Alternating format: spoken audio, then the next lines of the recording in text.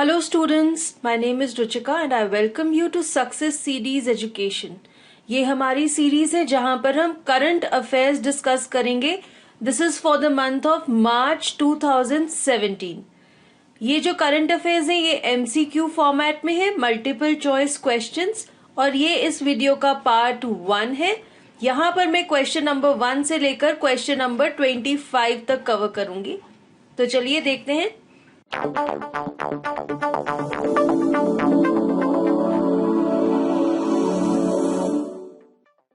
पहला क्वेश्चन है, we have to name the third ship built by the Kolkata based Garden Reach Ship Builders and Engineers for the Indian navy.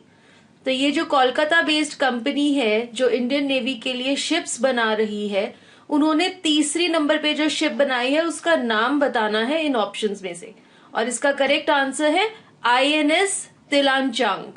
इसकी कुछ और जानकारी देखते हैं. The Indian Navy has commissioned INS Tillanchang at Karwar in Karnataka. ये वो शिप है.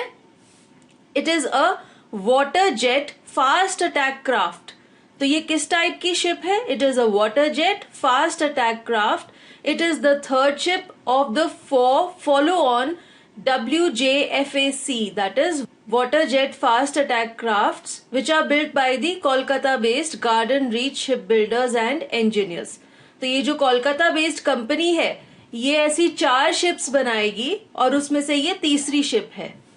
द फर्स्ट 2 शिप्स, जो पहली 2 शिप्स इन्होंने बनाई थी, उनके नाम है INS तारमुगली एंड INS तिहायू, और इनको 2016 में इंडियन नेवी में कमीशन किया गया था. नेक्स्ट क्वेश्चन नंबर 2 है, who represented India at IORA leaders summit at Jakarta. Jakarta पे ये समिट हुआ है और इंडिया को किसने रिप्रेजेंट किया है इन ऑप्शंस में से? The correct answer is option C, Hamid Ansari. ये Indian Ocean Rim Association, that is what is IORA. तो इंडियन ओशन रिम से हमें क्या पता लगता है? इंडियन ओशन के किनारे जो स्थित देश हैं वो इस एसोसिएशन के मेंबर्स हैं. देखिए सारी जो कंट्रीज हैं इनके कोस्ट ये इंडियन ओशन पर लगते हैं और ये सब कंट्रीज इस IORA की मेंबर्स हैं. इस IORA में लीडर्स समिट हुआ था in Jakarta, which is the capital of Indonesia. This is Indonesia. इसके कैपिटल जकार्ता में मार्च 5 से लेकर मार्च 7 तक ये IORA लीडर्स समिट हुई थी. इस समिट की थीम थी strengthening maritime cooperation for a peaceful, stable and prosperous Indian ocean. It was attended by leaders from 21 member states. तो कितने कंट्रीज हैं IORA के members? 21. From India the vice president Hamid Ansari attended the 2-day summit. IORA is an international organization consisting of the coastal states bordering the Indian Ocean. जैसे मैंने आपको बताया, जो भी देशों का कोस्ट इंडियन ओशन पर लगता है, यानी कि उनका बॉर्डर इंडियन ओशन पर है, they are the members of this association. Next question number 3 है, which Indian battalion took part in Surya Kiran 2017. 2017 में जो सूर्य किरण हुआ था कंडक्ट, उसमें भारत की किस बटालियन ने हिस्सा लिया था? आंसर है एकता शक्ति बटालियन. ये सूर्य किरण का 11th एडिशन था जो 2017 में हुआ था. It is conducted between India and Nepal and it was held in Pithoragarh area of Uttarakhand. Indian Army was represented by officers and troops of Ekta Shakti battalion of the Punjab regiment. तो इंडियन आर्मी को represent किया था एकता Shakti battalion ने, जो कि पंजाब रेजिमेंट से है, और नेपाली आर्मी को रिप्रेजेंट किया था दुर्गा बख्श बटालियन ने. द 10th एडिशन, यानी कि इससे जो पिछला एडिशन था सूर्य किरण का, that was held at Army Battle School Saljhandi in Nepal in November 2016. Question number 4 देखते हैं. The land attack missile BrahMos has been named after Brahmaputra and which other river. ये जो लैंड अटैक मिसाइल है ब्रह्मोस, इसका जो नाम है ये 2 नदियों के नाम पर रखा गया है. उनमें से एक तो है ब्रह्मपुत्र फॉर ब्रह, और ये जो मॉस है ये किस नदी के नाम से लिया गया है? इन ऑप्शंस में से करेक्ट आंसर है Moskva. BrahMos is a supersonic cruise missile. ये देख सकते हैं आप, this is a supersonic cruise missile और इसको डिजाइन और डेवलप किया है ब्रह्मोस एरोस्पेस ने, which is a joint venture, यानी कि मिलके दो देशों ने काम किया है इस पे, वो है India and Russia. So its name has been derived from the names of two rivers. दो नदियों के नाम से इसका नाम रखा गया है, वो है इंडिया की ब्रह्मपुत्र रिवर एंड रशिया की Moskva river. It has an extended range increased from 290 to 450 kilometers और इसको सक्सेसफुली टेस्ट फायर भी कर लिया गया है। ये जो मिसाइल है इसकी जो रेंज है उसको 290 से बढ़ाकर 450 किलोमीटर कर दिया गया है। The missile was test fired from a mobile autonomous launcher from the integrated test range at Chandipur Odisha. तो इसकी टेस्ट फायर की गई थी चांदीपुर ओडिशा से। क्वेश्चन नंबर 5 है, where in India has the NTPC launched India's largest floating solar PV plant. Bharat में भारत का सबसे बड़ा फ्लोटिंग सोलर पीवी प्लांट कहां पर बनाया गया है? आंसर है Kayamkulam in Kerala. The state run NTPC, NTPC stands for National Thermal Power Corporation Limited. NTPC ने भारत का सबसे बड़ा floating solar photovoltaic plant, PV plant का मतलब है फोटोवोल्टिक प्लांट, इसको बनाया है at the Rajiv Gandhi combined cycle power plant at Kayamkulam in Kerala. आप देख सकते हैं फ्लोटिंग सोलर प्लांट, ये पानी के ऊपर स्थित है। It is 100 kilowatt peak floating solar plant.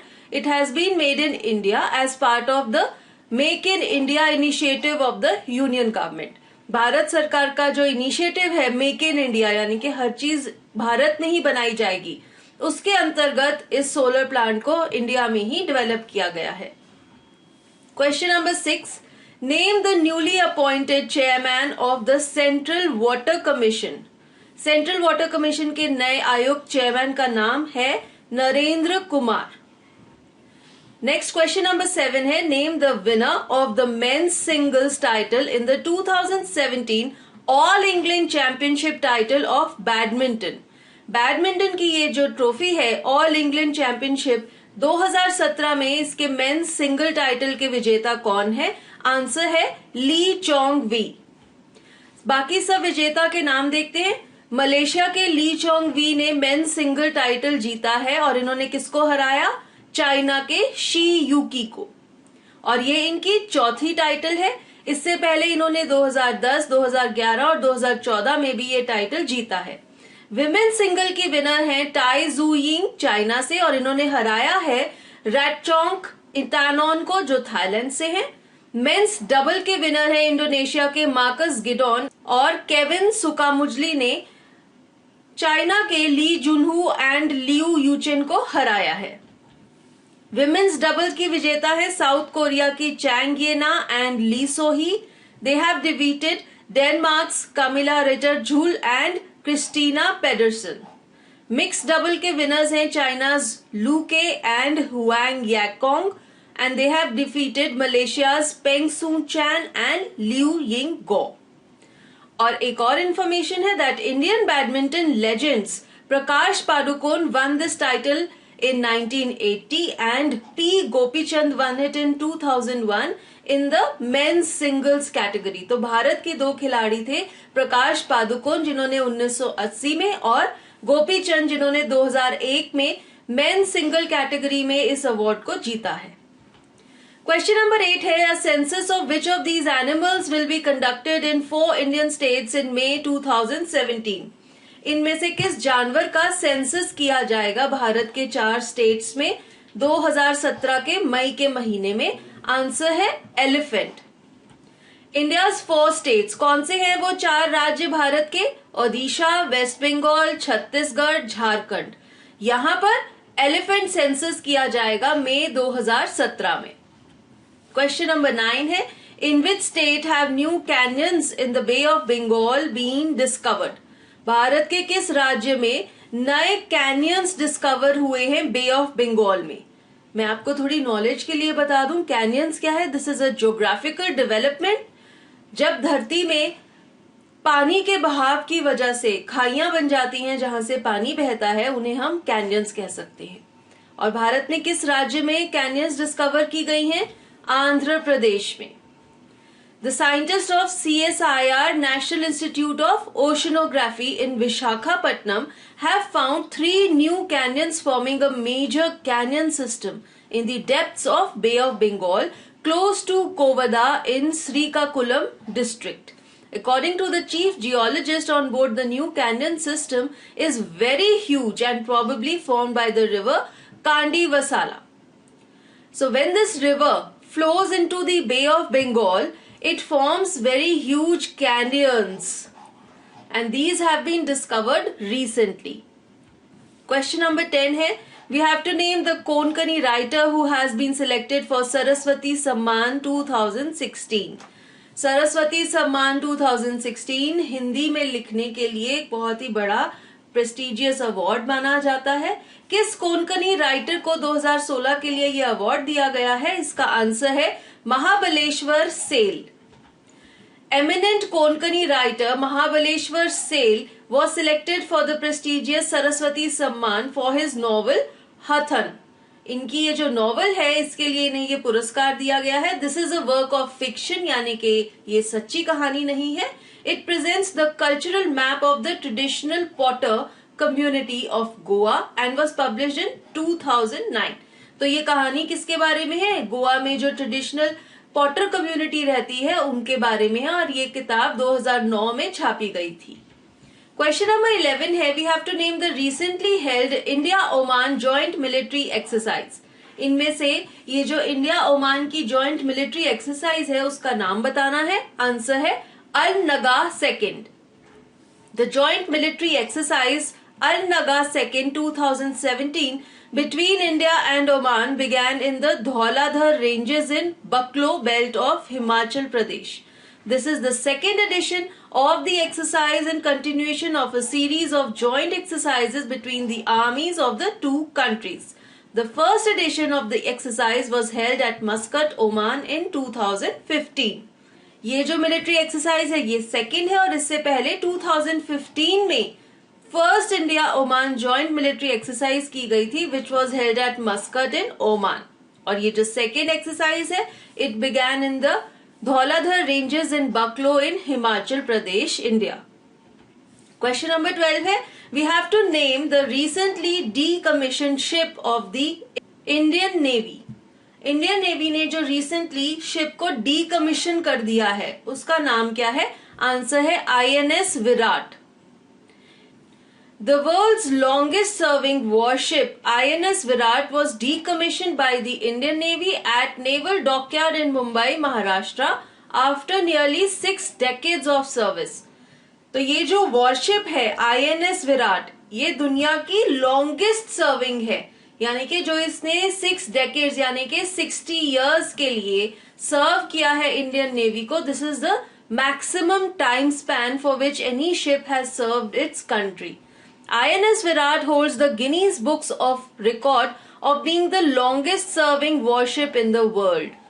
इनके पास, इस शिप के पास ये गिनीज बुक्स का वर्ल्ड रिकॉर्ड भी है for being the longest serving warship in the world. It was also the last British built ship serving with the Indian Navy. तो इस ship को ब्रिटिशर्स ने बनाया था और ब्रिटिशर्स द्वारा बनाई गई ये आखिरी शिप थी इंडियन नेवी में। क्वेश्चन नंबर 13 है, where have the world's oldest fossils been discovered? Out of these options, the answer is Canada.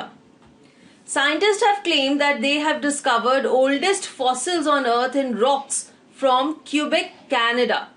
Carbon dating techniques suggest that these rocks are at least 3.8 billion years old and might even be 4.3 billion years old. तो scientist ने ये claim किया है कि उन्होंने oldest fossils discover किए हैं इस धरती पर, which are in rocks in Quebec, Canada, and they can be up to 4.3 billion years old. The fossils are tiny and consist of tubes and filaments up to half a millimeter in length and around half the width of a human hair. They are thought to be the remains of bacteria that lived on iron and dwelt around hydrothermal vent systems, that is mineral rich hot springs on the sea floor. They are made of hematite. Hematite क्या है? It is a type of iron oxide जिसे हम rust या फिर जंग भी कहते हैं. तो ये जो फॉसिल्स हैं ये हेमेटाइट से बने हुए हैं. क्वेश्चन नंबर 14 है, we have to name the newly launch scheme by the Haryana government. Haryana की सरकार ने एक नई स्कीम शुरू की है, उसका नाम है तीर्थ दर्शन स्कीम. इसकी डिटेल्स है, the Haryana government has announced Tirth Darshan scheme under which senior citizens above 60 years of age in the state will be able to go on a pilgrimage within the country at government expense. The announcement was made by the Chief Minister of Haryana, Manohar Lal Khattar.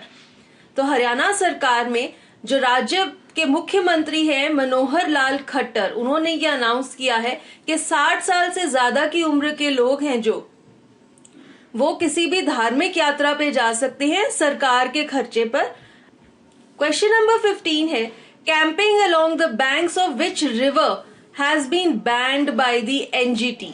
NGT ने किस नदी के किनारे camping करना ban कर दिया है, उस पर रोक लगा दिया है? आंसर है Ganga. The NGT stands for national green tribunal. National Green Tribunal has prohibited camping activity on the beaches which fall within 100 meters along the river Ganga from Shivpuri to Rishikesh in Uttarakhand. Ganga की जो किनारे शिवपुरी से लेकर ऋषिकेश तक जो कि उत्तराखंड राज्य में स्थित है, वहां पर आप उसके 100 मीटर की दूरी तक कैंपिंग नहीं कर सकते. This is a 50 kilometre stretch. ये जो स्ट्रेच है जहां पे कैंपिंग बैन की गई है ये 50 किलोमीटर का है. It is between Shivpuri to Rishikesh. It is a hub of eco tourism and river rafting. यहाँ पे बहुत सारे टूरिस्ट आते हैं रिवर राफ्टिंग करने के लिए और उस नदी के किनारे कैंपिंग भी करते हैं. The judgment came on the petition which had highlighted pollution caused by unregulated camping in the river and adjoining areas. It also highlighted pollution caused to the river and the soil due to the leftovers of tourists. अब cause क्या है, क्यों इन्होंने इस चीज को रोक कर दिया है, क्यों रोक लगा दी है? क्योंकि जितने भी लोग आते हैं वहां पर कैंपिंग करने के लिए उनकी वजह से वहां पर पोल्यूशन हो रही है, नदी दूषित हो रही है और इसीलिए इस 50 किलोमीटर के स्ट्रेच पर कैंपिंग को बैन कर दिया गया है. क्वेश्चन नंबर 16 है, we have to name the tribal language which has been given official status by the government of West Bengal.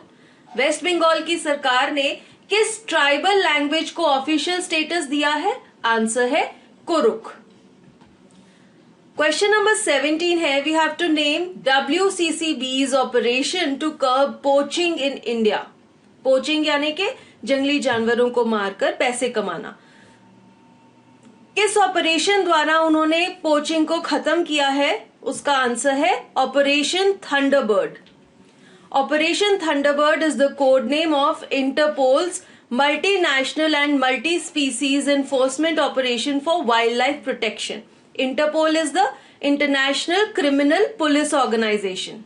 तो इंटरपोल ने ये जो ऑपरेशन थंडरबर्ड है इसको लॉन्च किया है. इट इज अ मल्टीनेशनल यानी कि बहुत सारे देशों में ये ऑपरेशन चल रहा है और ये बहुत सारी स्पीशीज को, अलग अलग जानवरों को प्रोटेक्ट करने के लिए है.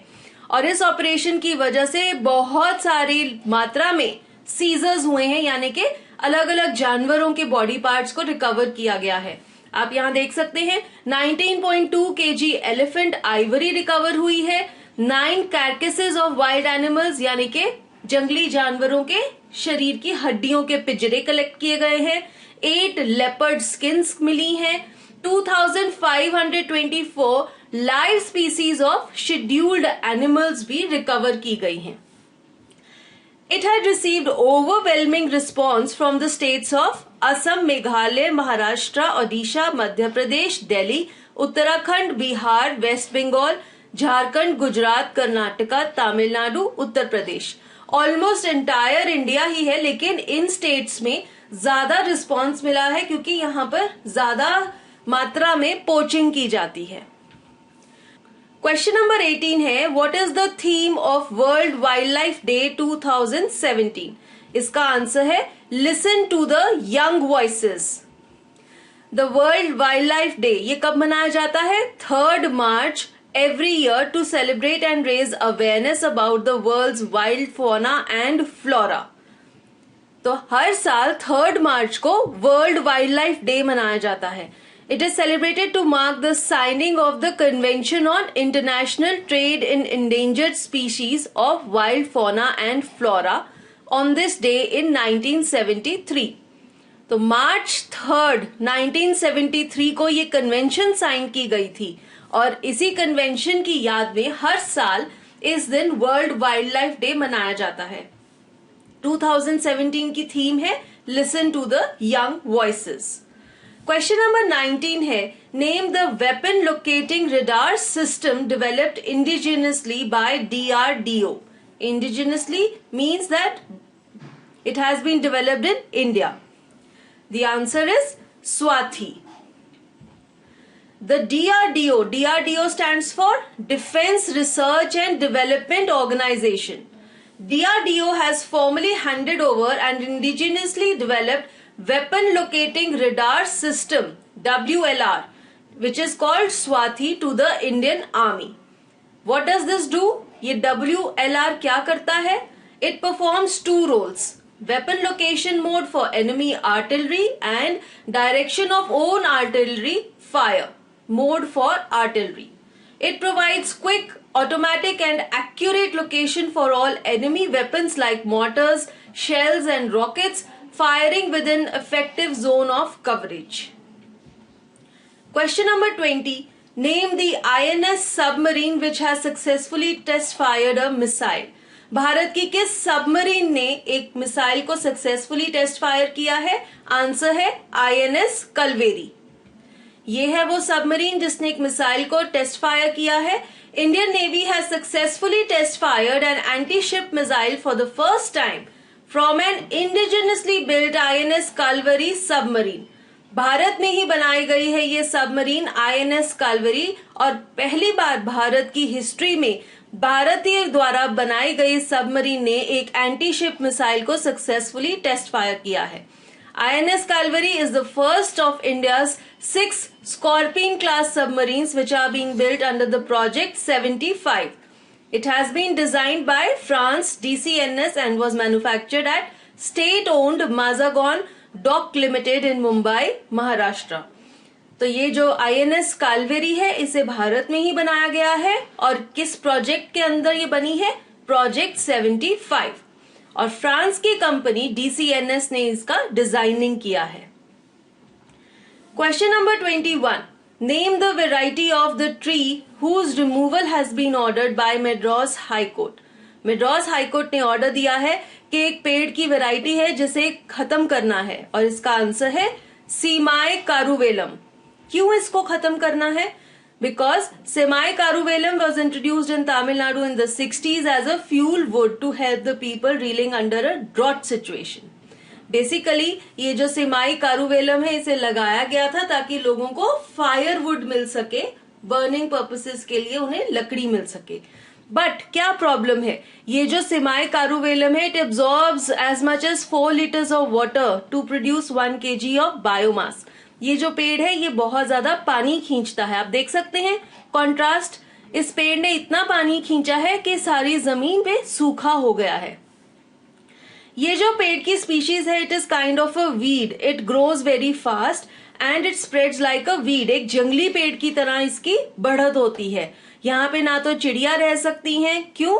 क्योंकि ये जो पेड़ है ये ऑक्सीजन प्रोड्यूस करता है और कार्बन डाइऑक्साइड भी इमिट करता है, तो ये ऑपोजिट पेड़ है। और साथ ही साथ it effects the soil nutrients also. इसकी वजह से आसपास की जो धरती है वो सूख जाती है, क्योंकि ये पेड़ क्या करता है, अगर बारिश नहीं पड़ती तो ये अंडरग्राउंड वाटर को भी एब्जॉर्ब करने लग जाता है, उसको भी सोखने लग जाता है। और अगर अंडरग्राउंड वाटर नहीं होता तो ये जो हवा में नमी होती है, ह्यूमिडिटी होती है, उसको भी एब्जॉर्ब करने लग जाता है। तो क्या होता है, इस पेड़ के आसपास पानी बिल्कुल खत्म हो जाता है और इसी वजह से मद्रास हाई कोर्ट ने इन पेड़ को रिमूव करने का ऑर्डर दिया है। Question number 22, name the venue of the 4th India CLMV business conclave. ये जो इंडिया CLMV बिजनेस कॉन्क्लेव है, इसका वेन्यू बताना है। आंसर है जयपुर। अब ये CLMV क्या है? इट इज कंबोडिया, लाओ PDR, म्यांमार एंड वियतनाम। तो ये 4 देश प्लस इंडिया, इनकी आपस में बिजनेस कॉन्क्लेव हुई है। This was the 4th addition, यानी कि 4थी बार ये बिजनेस कॉन्क्लेव हुआ है and it was held in Jaipur which is in Rajasthan. This was a 2-day conference and it was organized by Department of Commerce and Confederation of Indian Industry, that is CII. तो ये जो business conclave था, इसको jointly organise किया था department of commerce, government of India and CII ने। Question number 23 है, what is the theme of the women's day 2017? Women's day हम सबको पता है हर साल 8 मार्च को मनाया जाता है और 2017 में इसकी थीम क्या थी? आंसर है women in the changing world of work, planet 50-50 by 2030. International Women's Day is celebrated on March 8 every year. It commemorates the movement for women's rights. Basically ये विमेंस डे को मनाया जाता है औरतों के हक को इस्टेब्लिश करने के लिए।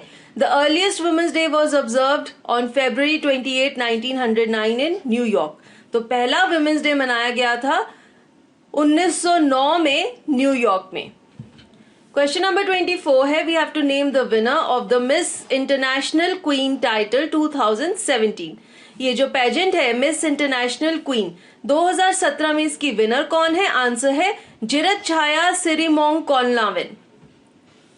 Miss International Queen is the world's largest and most prestigious beauty pageant for transgender women from different parts of the world. तो क्या खासियत है इस अवार्ड की? मिस इंटरनेशनल क्वीन ये ट्रांसजेंडर वुमेन के लिए है। It is held annually in Pattaya city, Thailand since 2004।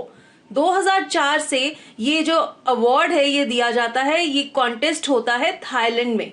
The mission of this pageant is towards LGBT and transgender awareness and equality in both society and workforce, while the monetary profits of the actual televised show goes to the Royal Charity AIDS Foundation of Thailand. The current Miss International Queen is Jiratchaya Simingkolnin from Thailand. इनको ये award दिया गया था 10 मार्च 2017 को। Question number 25 है, which state has one the 2017 Santosh trophy of football? ये एक national trophy है, संतोष ट्रॉफी, जो फुटबॉल में दी जाती है। किस स्टेट ने ये ट्रॉफी 2017 में जीती है? आंसर है Punjab. With this video comes to an end. I hope it was helpful to you, and for more such videos do subscribe to our channel Success Series Education. Thank you.